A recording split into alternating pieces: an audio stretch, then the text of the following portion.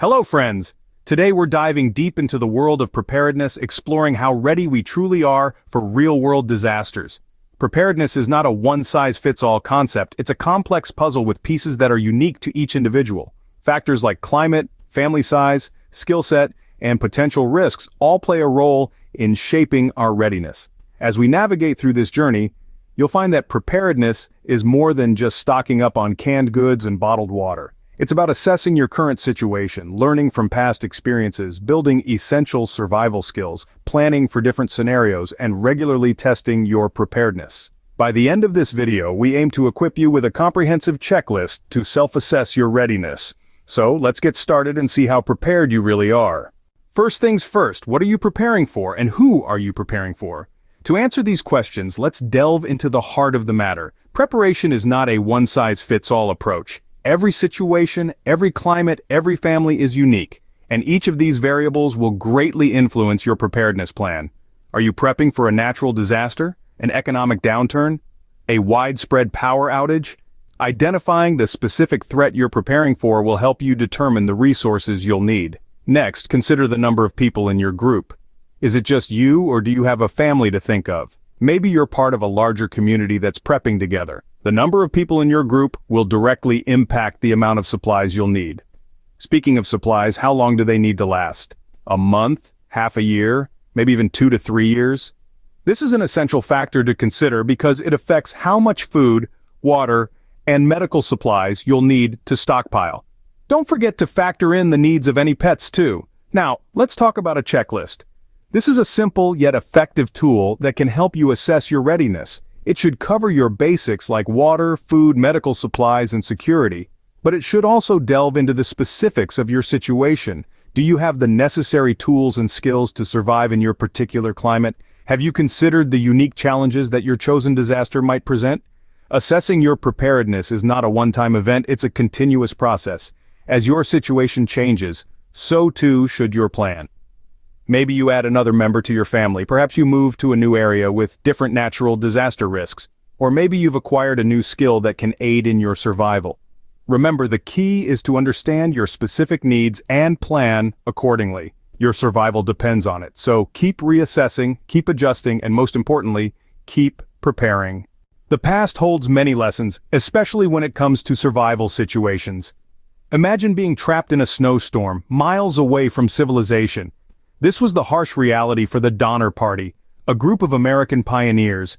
In the winter of 1846, stranded without adequate supplies or shelter, the party faced a grim fight for survival. Their desperate situation underscores the importance of preparation. The lesson? Always have a backup plan and don't underestimate the forces of nature. Or consider the Great Dust Bowl of the 1930s. This ecological disaster caused by severe dust storms resulted in a decade-long drought and widespread crop failure. Many families were unprepared for such a long-term crisis, leading to malnutrition and disease. The takeaway? Food and water storage is crucial. You never know when a calamity might strike and for how long it might last. Let's fast forward to more recent times. The Great Eastern Blackout of 2003. A simple software bug led to a massive power outage across the northeastern United States and parts of Canada. Millions were left without electricity for up to 2 days. What can we glean from this? The importance of having alternative power sources and being prepared for technological disruptions. Each of these historical events serves as a stark reminder of the importance of preparation. They highlight the dire consequences of being caught off guard and the difference proper planning can make. From having a backup plan to storing food and water, from preparing for natural disasters to technological disruptions, the lessons are clear. Preparation is not just about surviving, it's about thriving in the face of adversity. But remember, preparation is not a one-and-done deal. It's a continuous process. We must learn from the past, adapt to the present, and prepare for the future. History teaches us the importance of being prepared. Let's learn from it. Being prepared isn't just about having supplies, it's also about having the skills to survive. Now let's dive into the world of survival skills. Picture yourself in the aftermath of a disaster. The shelves of grocery stores are empty, power lines are down, and you can't just Google a solution. What do? You rely on your skills. First, let's talk about first aid. In a survival situation, you may not have immediate access to medical help. And this is where basic first aid skills come in handy.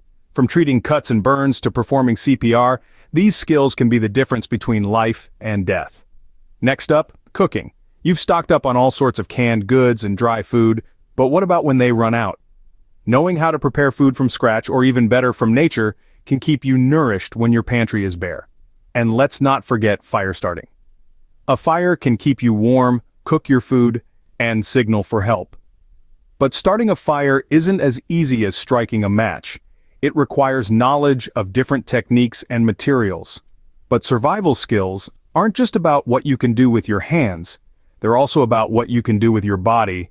Physical preparedness is crucial in a survival situation. It's about being able to run when you need to, carry heavy loads, and endure harsh conditions. And remember, these skills aren't just for doomsday scenarios. They're practical skills that can be useful in everyday life. You can start a fire on your next camping trip, use your first aid skills when someone gets hurt, or cook a meal from scratch just because you can. Building survival skills takes time and practice. It may seem daunting, but every step you take brings you closer to being truly prepared. Start with one skill, master it, then move on to the next. Remember, skills can be just as important as supplies in a survival situation. You don't just want to survive, you want to thrive, and the right skills can make that possible. Now that we've covered supplies and skills, let's talk about planning for specific scenarios. Picture this. It's a tranquil day, and out of nowhere, a massive earthquake rumbles beneath your feet. Or maybe the stock market crashes and the economy takes a nosedive. Different scenarios, right? But in each one, your survival depends on your preparedness. Let's start with natural disasters. They're unpredictable and can change your world in a flash. Whether it's a hurricane, flood, wildfire, or earthquake, you need a plan that addresses each one. Do you have an evacuation route? Have you stored enough food and water? Is your shelter secure enough to withstand the elements? Next, let's consider an economic collapse. Money becomes worthless overnight and supply chains break down. Your stockpile of goods becomes essential for survival. But have you thought about bartering? In a cashless society, goods and services become the new currency. It's worth considering what items you might use for trade.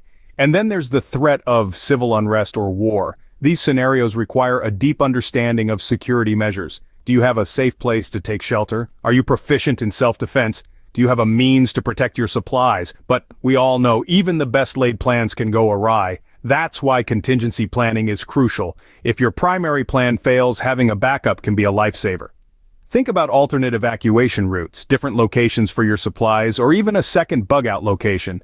Lastly, remember that scenario planning isn't a one-time thing. As the world changes, so do the potential risks. Review your plans regularly and adjust them as necessary. Always be ready to adapt. Planning for specific scenarios helps you to be ready for whatever comes your way.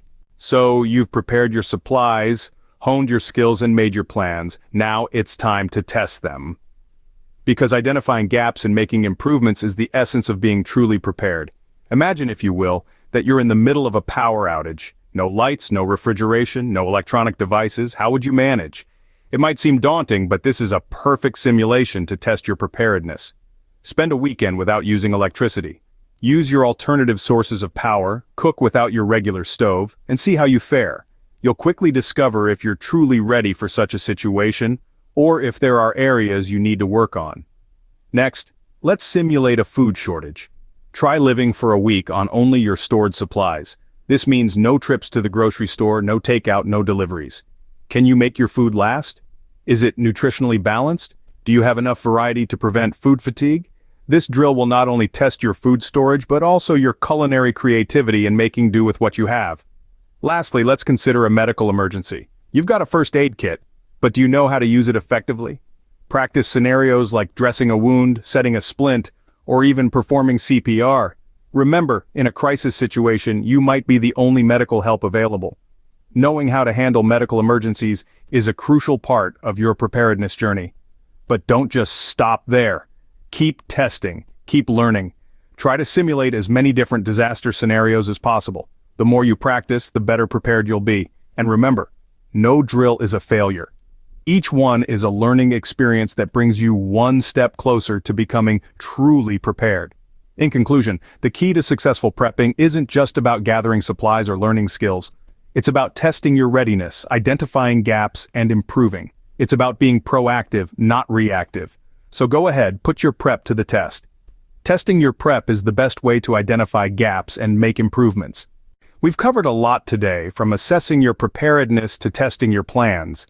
We've learned that preparedness isn't a one-size-fits-all concept. It's a deeply personal journey that depends on factors like the size of your family, your unique skills, and the specific challenges you might face. We've delved into the past, drawing lessons from real-life survival situations, and we've focused on the future too, walking through different disaster scenarios and evaluating plans for each. We've emphasized the need to build and refine skills, from cooking and fire starting to managing chronic illnesses in a post-disaster world. We've also discussed the importance of bugging in or bugging out when the SHTF. Remember, being prepared isn't a one-time thing, it's a continuous process. So keep learning, keep preparing, and stay safe out there. And let's continue this conversation. Share your own tips and experiences in the comments to foster a community discussion.